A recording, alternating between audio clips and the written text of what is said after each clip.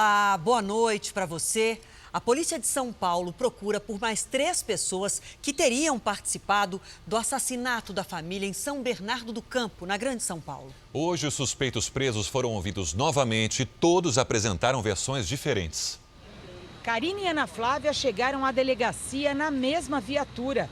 Pouco antes, Juliano de Oliveira Ramos e Guilherme Ramos da Silva também foram trazidos para prestar depoimento. O 5º suspeito preso ontem confirmou que Juliano e Guilherme já haviam dito que, a pedido de Ana Flávia e Karina, eles foram até a casa da família para roubar R$85 mil. Como não encontraram esse dinheiro, decidiram matar o pai, a mãe e o irmão de Ana Flávia para dividir a herança. A polícia investiga se a TV levada da casa é a mesma que foi encontrada na casa de Guilherme. Ana Flávia chorava quando foi levada até o delegado. A polícia acredita que, com as novas revelações dos 3 suspeitos presos, ela possa contar qual a participação dela e a de Karina no crime. No primeiro depoimento de Karina, que o Jornal da Record teve acesso, o delegado pergunta sobre os supostos assaltantes. Um deles você conhecia? Era quem essa pessoa? O meu primo, respondeu Karina. Ela se disse surpresa. Eu perguntei o que ele estava fazendo ali e ele falou que estava fazendo o corre dele. Karina tenta explicar por que esperou fora da casa, como mostram as câmeras de segurança. Porque eu e meu sogro tivemos uma discussão uma vez e não foi legal. Para a polícia, não há dúvida de que as duas tiveram envolvimento no assassinato. Resta saber se as mortes foram planejadas. Os investigadores suspeitam ainda da participação de 2 menores e procuram pelo homem que teria ido buscar os suspeitos na estrada onde o carro com os corpos da família foi carbonizado. Veja agora outros destaques do dia. Aviões da FAB já voam para a China para resgatar brasileiros. Senado livra Trump do impeachment. Jato com 177 passageiros racha após derrapar na Turquia. Na série especial, investir é mais fácil do que parece.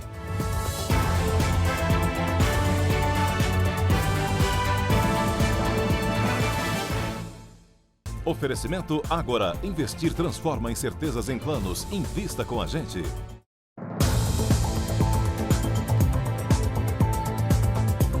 O Jornal da Record segue com as informações da família carbonizada no ABC Paulista. Os acusados vão continuar presos. Juristas acreditam que a soma das penas de todos os crimes que o grupo cometeu pode passar de 100 anos. O crime que acabou na morte de toda a família do ABC Paulista não deve ser enquadrado como latrocínio, quando alguém mata para roubar, mas sim como roubo qualificado, somado a homicídio doloso qualificado. Descobrir a motivação é fundamental para definir as qualificadoras, que é o que torna o crime ainda mais grave e deixa a pena ainda maior. Pode ser o fato dos pais não aceitarem o relacionamento de Ana Flávia e Karina ou o desejo por herança, por exemplo. O crime ainda é considerado hediondo pelo uso de arma, violência física, tortura e asfixia. Se somada, as penas máximas por roubo qualificado e homicídio doloso qualificado podem chegar a mais de 100 anos de prisão. Todos os envolvidos, segundo este criminalista, devem ser enquadrados de uma forma parecida por terem agido em conjunto. O próximo passo deve ser transformar a prisão temporária em preventiva e, se forem condenados, o caso recai sob a nova lei anticrime, que diz que, em caso de crimes somados, o preso deve cumprir pelo menos 40 anos em regime fechado, sem qualquer benefício ao preso. Existe unificação de penas, portanto, de 80 cai para 40, 120 para 40, 200 para 40, não importa. O condenado não tem direito a nenhum dos benefícios, livramento condicional e progressão de regime. Em síntese, tem de cumprir a pena integralmente no regime fechado. O jornalismo da Record teve acesso à denúncia do Ministério Público, que levou para a cadeia policiais civis e militares que ajudavam milicianos no Rio de Janeiro. Trechos inéditos revelam que o crime organizado pagou propina à polícia. A milícia tinha permissão para agir e policiais civis e militares faziam parte da quadrilha. É o que diz a denúncia do Ministério Público do Rio, que o Jornal da Record teve acesso. Trechos inéditos revelam que nessa delegacia, os policiais Alex de Abreu e Jorge Luiz Camilo Alves, que estão presos, recebiam dinheiro do crime organizado e atrapalharam as investigações dos prédios que desabaram na Muzema no ano passado. 24 pessoas morreram. Mesmo foragido, um miliciano da Muzema trocou mensagens com o policial Alex de Abreu para acertar o pagamento da propina, tratada pelo grupo como galão. O miliciano avisa que está escondido. O policial recebeu R$2.000. Boa parte da fortuna da milícia vem da exploração imobiliária de terrenos ocupados ilegalmente. Segundo a denúncia, aqui nessa comunidade, apartamentos e lotes eram negociados a partir de 100 mil e até R$1 milhão. O que surpreendeu nas investigações foi a facilidade com que esse dinheiro corrompeu a polícia. O chefe dos investigadores, Jorge Camilo Alves, recebeu R$500, a merreca para os milicianos. Em outro trecho da denúncia, planilhas mostram que o miliciano teria emprestado mais de R$600 mil na comunidade. Na semana passada, uma operação contra as milícias prendeu 33 pessoas. Até a delegada titular da Barra da Tijuca, Adriana Belém, pediu afastamento. Nós não conseguimos localizar as defesas dos policiais citados. Salvador espera receber cerca de 2 milhões de turistas neste carnaval. E muitos desses turistas se tornam potenciais vítimas do furto de celular, um crime que aumenta muito nas festas com multidões na rua. O eletricista estava instalando a câmera de segurança na frente da casa quando 2 homens levaram o celular. Esta outra vítima mexia no telefone quando foi rendida pelo criminoso que saiu de um carro. No mercadinho, o ladrão levou o dinheiro do cliente e o celular. Carla também teve o aparelho roubado e hoje tem até um reserva. É o celular do ladrão, né? Ele já não tem nada, nenhuma informação, nenhum contato. Está pronto para ser entregue. Em 2019, o Brasil tinha mais de 12 milhões de celulares bloqueados a pedido dos clientes, por perda e principalmente roubo e furto.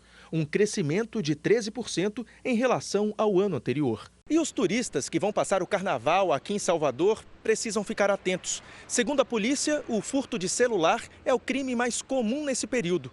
No ano passado, a média foi de 150 casos por dia.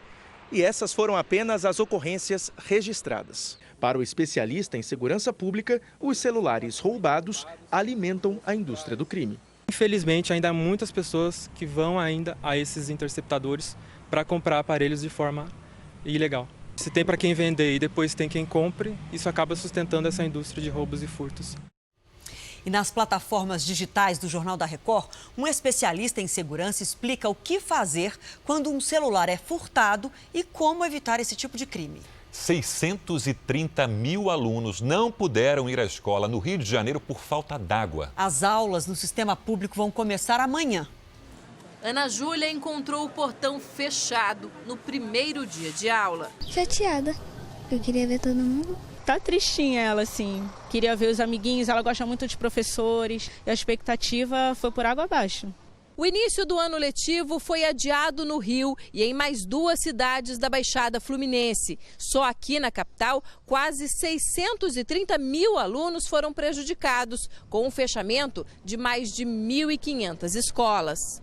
Faltou água para receber as crianças. Entre segunda e terça-feira, a estação de tratamento do Guandu, que abastece 9 milhões de pessoas, parou por causa da presença de detergente. O serviço foi retomado, mas em alguns bairros as torneiras estão secas. O Instituto Estadual do Ambiente fez um novo teste no rio que abastece a estação. O laudo constatou a presença de detergente, mas dentro do permitido. A SEDAI foi multada em R$100 mil pela agência que regula o serviço por não divulgar relatórios sobre a qualidade da água. O governo federal anunciou hoje que vai liberar mais de 150 milhões de reais em materiais de proteção e leitos hospitalares para enfrentar a epidemia de coronavírus. O número de casos suspeitos da doença no país caiu mais uma vez.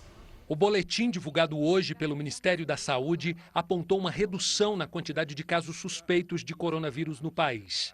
De 13, o Brasil passou para 11 casos suspeitos. Rio Grande do Sul registra 5 casos, seguido por São Paulo, com 4, Santa Catarina, com 1 e Rio de Janeiro, também com um caso suspeito. O Ministério da Saúde anunciou ainda que vai fazer uma licitação para a compra de produtos de proteção individual, como luvas, máscaras, toucas e roupas descartáveis.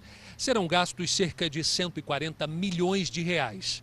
Além disso, o governo também deverá gastar entre 20 e 30 milhões de reais por mês para a manutenção de 1.000 novos leitos de UTIs. Esses leitos serão disponibilizados preferentemente para os hospitais de referência. Nós não vamos pré-determinar a distribuição dos leitos. Os leitos ficarão prontos para serem entregues rapidamente, de acordo com a evolução da doença. O ministro da Saúde esteve hoje na Comissão de Seguridade da Câmara, onde afirmou que se o coronavírus chegar ao Brasil, o país está preparado para tratar as pessoas. Vamos tratar as pessoas da melhor maneira possível, como o mundo vem fazendo. E vamos atravessar e vamos passar por isso. O momento agora é um momento de calma, que nós temos uma vida para levar. O ministro-chefe da Casa Civil, Onyx Lorenzoni, participou de uma reunião com o embaixador da China. Tudo aquilo que a gente puder fazer para colaborar, para que a China tenha condições de fazer o primeiro enfrentamento,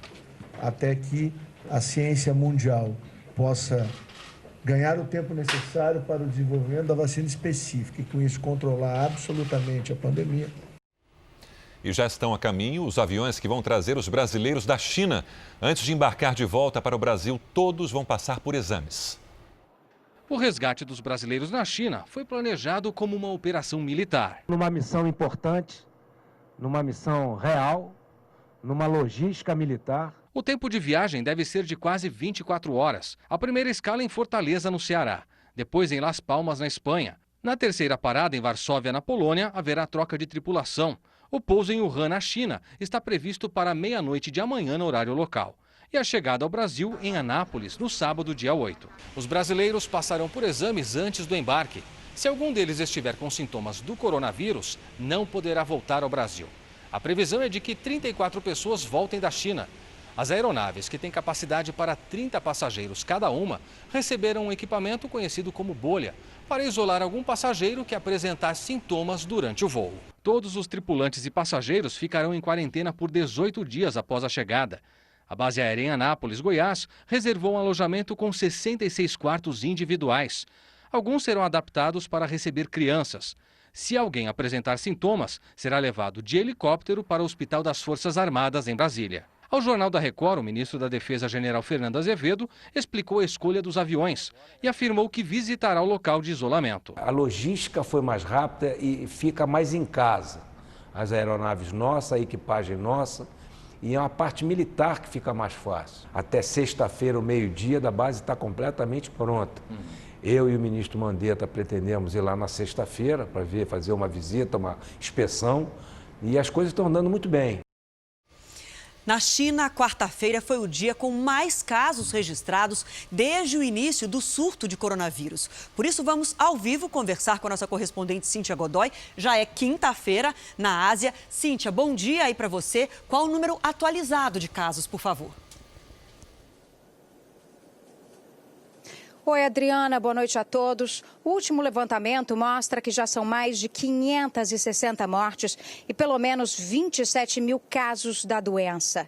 Hoje, mais 2 aviões com americanos deixaram Wuhan, epicentro do vírus na China. Todas essas pessoas serão levadas para uma base militar americana, onde ficarão em quarentena até ser confirmado que não estão com o vírus. Autoridades afirmam que 2 aviões devem buscar americanos na quinta-feira. Aqui no Japão, 3.700 pessoas continuam em quarentena dentro de um navio de cruzeiro. Nesta quarta-feira, as autoridades confirmaram que pelo menos 10 estão infectados. De Tóquio, Cíntia Godoy. Obrigada, Cíntia. E fora da China, mais de 200 casos de coronavírus foram registrados em pelo menos 24 países. Vamos conferir aqui no mapa como o vírus está se espalhando pelo mundo. Olha só, na China, Todas as áreas do país foram afetadas. Ainda na Ásia, os casos também estão por toda parte e nas Filipinas, uma pessoa morreu. Já na Oceania, é a Austrália que sofre com a doença. Na Europa, são 9 os países que têm pacientes infectados. E aqui na América, os Estados Unidos têm 12 casos até agora. É o país com o maior número de casos fora da Ásia e a doença também já chegou ao Canadá. Aqui no Brasil começou hoje, em Sabará, Minas Gerais, um mutirão para a emissão de documentos das vítimas da enchente. Debaixo de sol, Sabará ainda se recupera da pior enchente da história da cidade. Segundo a Defesa Civil, 2.200 famílias seguem desalojadas. Dona Conceição está entre os que perderam tudo. Inundada de lama, a casa teve a entrada interditada por causa da queda de uma árvore. O barranco veio e derrubou minha sala, minha cozinha, quase mata minha filha e meus netos. A senhora está morando onde? Eu estou na casa da minha nora. Os moradores contam que a água subiu tão rápido que não deu tempo de salvar quase nada. A maioria saiu de casa apenas com a roupa do corpo. Ficaram para trás móveis, eletrodomésticos e documentos, como carteira de identidade e certidão de nascimento. Hoje, Dona Conceição tirou o dia para resolver essa pendência. Ela aproveitou o mutirão da cidadania, organizado pelos órgãos públicos, para a emissão de novos documentos. No centro de triagem, ganhou isenção dos custos para a emissão da segunda via de cada um deles. Depois, foi a vez do neto obter a cópia da certidão de nascimento. Por fim, na delegacia, a carteira de identidade nova. Depois de 10 dias, Dona Conceição recuperou o nome. Foi o que sobrou da lama. Como é que a senhora estava se sentindo sem o documento? Ninguém. Voltou a ser Dona Conceição? Voltei a ser Dona Conceição. Até que enfim, né? Nos Estados Unidos, o presidente Donald Trump foi absolvido no julgamento do impeachment. Continua no poder. Vamos ao vivo falar com a correspondente em Nova York, Evelyn Bastos. Boa noite para você, Evelyn. Foi como esperado, né? Como é que foi a votação aí entre os senadores? Olá, Adriana, muito boa noite para você, ao Sérgio, a todos que nos assistem. Olha, foi uma votação bastante rápida, viu? Durou menos de 30 minutos e os senadores atenderam o que esperava a maioria da população americana. Segundo uma pesquisa, 54% dos americanos esperavam que o presidente fosse inocentado. Ele era acusado de abuso de poder e obstrução do Congresso. Mitt Romney foi o único senador republicano do mesmo partido do presidente que votou a favor da condenação por obstrução do Congresso. Donald Trump se tornou, então, o terceiro presidente dos Estados Unidos a ser inocentado pelo Senado em um processo de impeachment. Após a votação, Trump postou um vídeo na internet, dando a entender que ele será o presidente dos Estados Unidos para sempre. Agora, ele continua em campanha para a reeleição e fará um pronunciamento sobre a vitória amanhã, ao meio-dia. Adriana, Sérgio. Obrigada, Evelyn. No aeroporto internacional de Istambul, ainda na Turquia, um avião de passageiros se partiu ao meio logo depois de aterrissar. Uma pessoa morreu e mais de 130 ficaram feridas. A aeronave fez um pouso forçado e saiu da pista. A fuselagem se abriu em 2 partes e os passageiros foram retirados em meio às chamas. 183 pessoas estavam a bordo. Você vai ver a seguir, presidente Bolsonaro desafia governadores a reduzir impostos sobre combustíveis. E ainda nessa edição, na série especial, você vai ver que investir é mais fácil do que muitos imaginam. E hoje, às 10h30 da noite, tem a grande estreia do Troca de Esposas.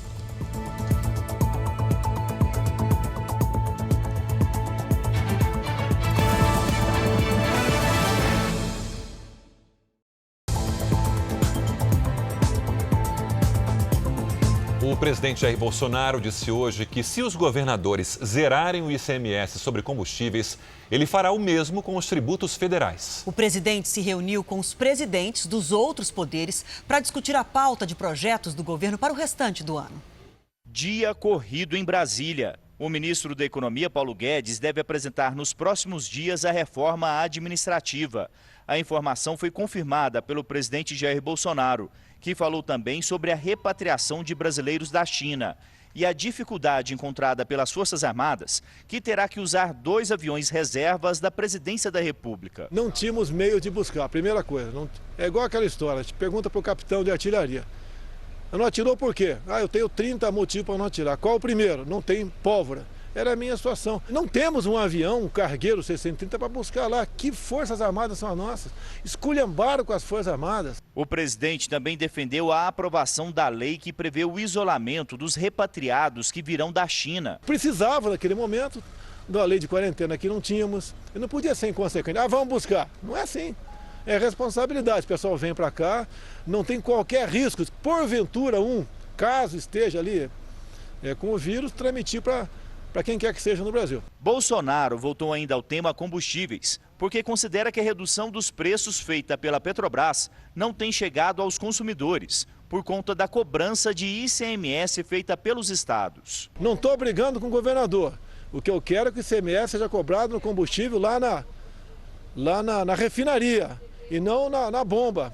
Não vai baixar. Eu baixei 3 vezes o combustível nos últimos dias e na bomba não baixou nada. Eu zero federal, zerar o ICMS. Tá feito o desafio aqui agora. Nos bastidores, as declarações têm provocado rusgas entre o presidente e um grupo de governadores, que tem no ICMS uma fonte importante de receita. No almoço, Jair Bolsonaro reuniu no Palácio da Alvorada os presidentes do Supremo, da Câmara e do Senado e todos os ministros. À tarde, fez um balanço dos 400 dias de governo. No evento, lançou um programa para levar energia elétrica para toda a região amazônica. O destaque foi o envio ao Congresso Nacional de um projeto de lei para liberar a mineração, a geração de energia elétrica e o cultivo de alimentos em terras indígenas. Vão sofrer pressões dos ambientalistas?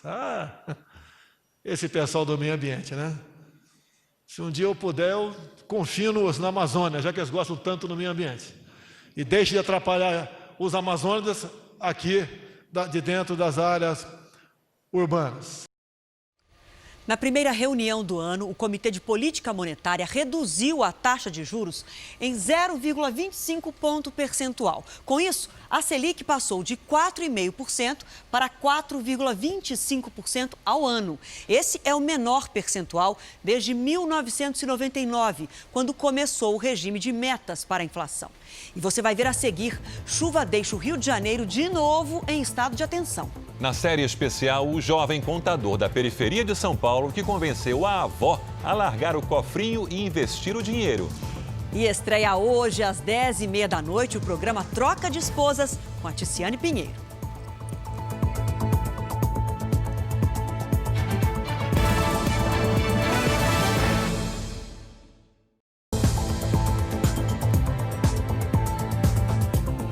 A epidemia de coronavírus tem poucos reflexos no Brasil. Mas a origem na China foi suficiente para gerar casos de racismo, preconceito por aqui. A página do Instituto Sociocultural Brasil-China em uma rede social se transformou em alvo de injúrias raciais. Que raça horrível! Cultura do inferno! Povo maldito que deve ser extinto! São algumas das mensagens publicadas. A gente vai encaminhar para as associações chinesas, para os órgãos competentes para fiscalização e acusação, seja o Ministério Público e também o próprio Poder Judiciário. Pelo país, basta ser descendente de orientais para ser vítima de preconceito. Os comentários geralmente acontecem quando estão em grupos. Porque uma pessoa sozinha, às vezes, não tem coragem para tomar esse tipo de atitude. Mas quando está em grupo, acaba generalizando de uma forma muito agressiva. No Rio de Janeiro, uma estudante de direito foi ofendida por uma mulher dentro do metrô. A jovem postou o vídeo na internet e a mulher foi identificada. A polícia abriu o inquérito e investiga o caso. Neste condomínio comercial em São Paulo, está instalada uma empresa com funcionários chineses. O racismo apareceu no elevador por meio de um comunicado. Para ter acesso ao local, os chineses devem usar máscaras, utilizar somente o elevador privativo e higienizar as mãos com álcool em gel. Está previsto em lei. A discriminação por causa da etnia é considerada crime. E quem comete pode ser condenado a até 5 anos de prisão. O vírus só é transmitido a partir de uma pessoa que está tossindo, que está espirrando, que tem febre. Não é fazer ou tratar mal o seu colega de condomínio que vai fazer prevenir a ocorrência de uma epidemia. O Rio de Janeiro está em estágio de alerta por causa de fortes chuvas. Por isso, vamos ao vivo até lá falar com o repórter Pedro Paulo Filho. Boa noite para você, Pedro. Como é que está a situação? Ainda chove em muitas áreas? Boa noite, Adriana. Boa noite a todos. Olha, ainda chove forte em muitas regiões. Esse estágio de alerta é o 4º nível, numa escala de 5, sobre a gravidade dos riscos na cidade. Os alagamentos se multiplicaram bem na hora da volta para casa e o engarrafamento atingiu mais de 350 quilômetros. Sirenes de alerta foram acionadas em 22 comunidades da capital e áreas da Baixada Fluminense também ficaram alagadas. Outro risco é com um reservatório construído para escoar a água da chuva perto do Maracanã. Ele atingiu 95% da capacidade e ameaça transbordar. Do Rio de Janeiro, Pedro Paulo Filho. Olha, ainda hoje, mais cedo, a chuva também alagou vários bairros de Belo Horizonte, Minas Gerais. Vamos falar com a Lidiane. Boa noite para você, Lid. A impressão que a gente tem é que não chovia tanto num verão como agora. É verdade isso? É verdade, não é só impressão não, viu, Adriana? Boa noite para você, para todo mundo aí. Temos um verão normal este ano, ou seja, sem Laninha ou El Ninho. E isso não acontecia há 8 anos. Os ventos úmidos da região norte mantêm as nuvens carregadas. Vamos explicar aqui o ciclo da chuva. O solo está encharcado por causa da chuva dos últimos dias. As aberturas de sol, mesmo que rápidas, aumentam a temperatura, então a água evapora. Os ventos levam esse vapor para o alto da atmosfera. A água condensa e aumenta a força das nuvens que já existem ou ainda formam novas nuvens carregadas. E esse ciclo se repete. Amanhã, mais temporais de Santa Catarina até Goiás. Alerta para inundações e enxurradas de Florianópolis até o Vale do Ribeira, em Belo Horizonte, no sul de Minas, no Rio de Janeiro, em Goiânia e em Brasília, risco para alagamentos e deslizamentos. No Nordeste, a chuva forte continua, principalmente no sertão, e há risco para alagamentos do Ceará até o Maranhão. Do Pará até o Acre, em Mato Grosso e em Mato Grosso do Sul, pancadas com trovoadas. Faz sol em Roraima e também em grande parte do Rio Grande do Sul. Em Porto Alegre, amanhã, máxima de 34 graus. No Rio de Janeiro, chove o dia todo e não passa de 27 a temperatura. Em Teresina, risco para alagamentos com 32. Em São Paulo, chuva também a qualquer hora e a máxima é de 26 graus. Até amanhã. Obrigada, até amanhã. Na Turquia, 38 pessoas morreram e mais de 60 ficaram feridas após 2 avalanches. Cerca de 300 pessoas trabalhavam no local onde um micro-ônibus foi engolido ontem pela neve. Hoje, outra avalanche atingiu a região durante a operação. Do centro financeiro mais importante do país até a periferia de São Paulo, jovens de realidades opostas conseguiram, de uma maneira bem simples, falar sobre finanças todos os dias com milhares de pessoas. A terceira reportagem da nossa série especial vai mostrar que investir não é um bicho de 7 cabeças.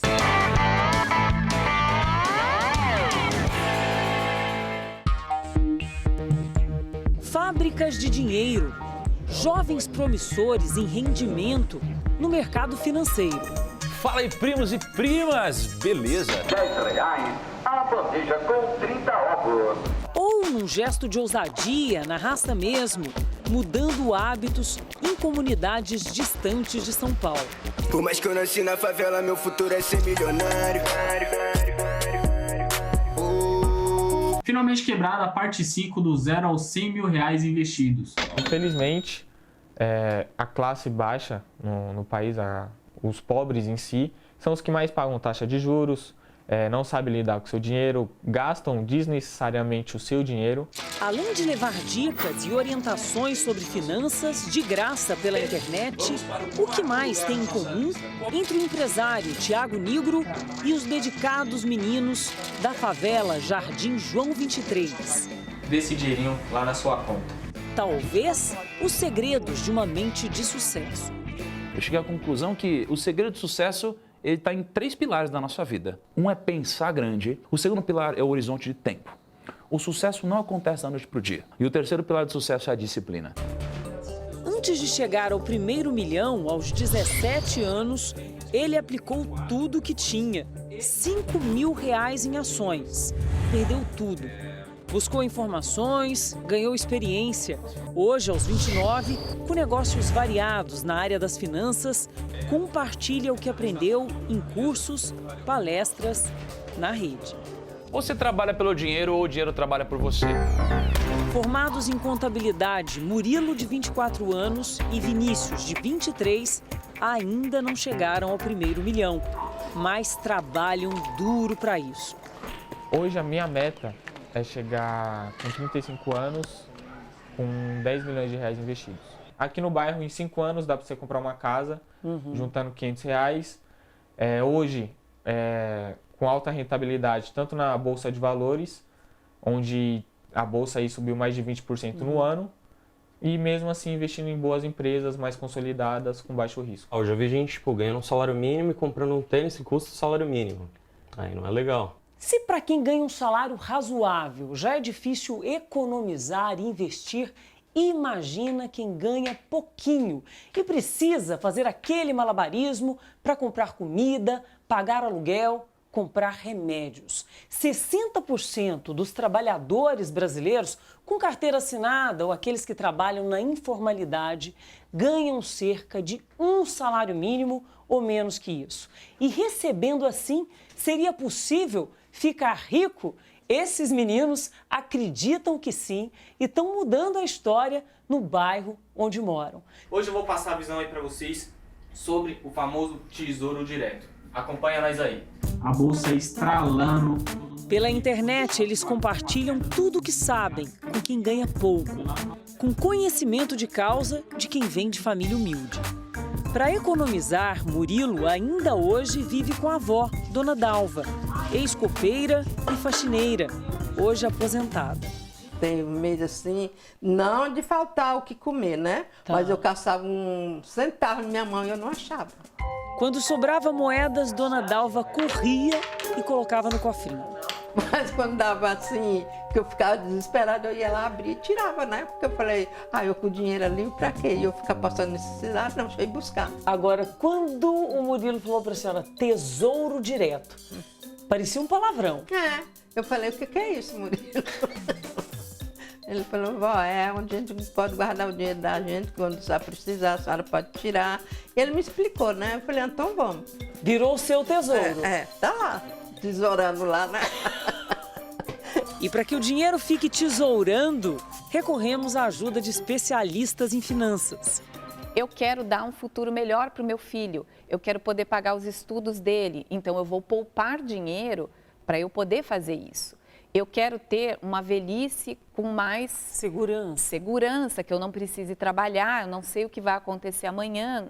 Antes de investir, é preciso ter o chamado fundo de emergência, aquele dinheiro que vai te socorrer no imprevisto, como desemprego, por exemplo.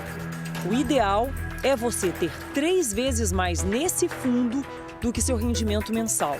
O dinheiro deve render diariamente, mas com possibilidade de saque a qualquer momento, como o Tesouro Selic. Tem o Tesouro Direto, que eu gosto de falar que é o pretinho básico das finanças, porque sempre tem um papel do Tesouro Direto que seja adequado para quem quer investir. Para quem já tem fundo de reserva, o melhor é formar uma carteira de investimentos. Ou seja, não investir o dinheiro numa única aplicação. Isso evita riscos.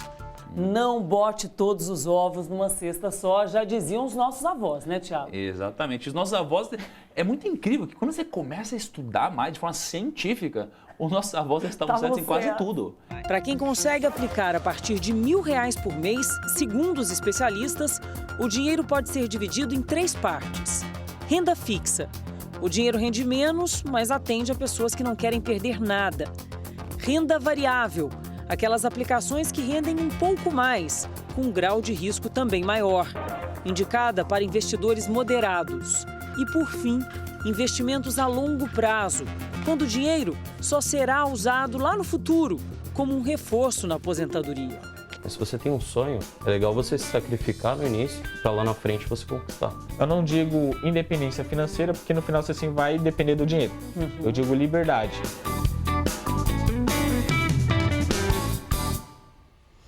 Olha, é para falar de maneira simples e direta sobre educação financeira que o R7 criou o canal R7 Economize. Lá, a colunista Patrícia Lages mostra quais são os 4 causadores do fracasso na vida de qualquer pessoa. Vai lá no R7 Economize para conferir. O Jornal da Record termina aqui, 00:30, tem mais JR. E hoje, às 10h30, estreia o Troca de Esposas. Fique agora com a novela Amor Sem Igual. A gente se vê amanhã aqui no JR. Até lá. Boa noite e até amanhã.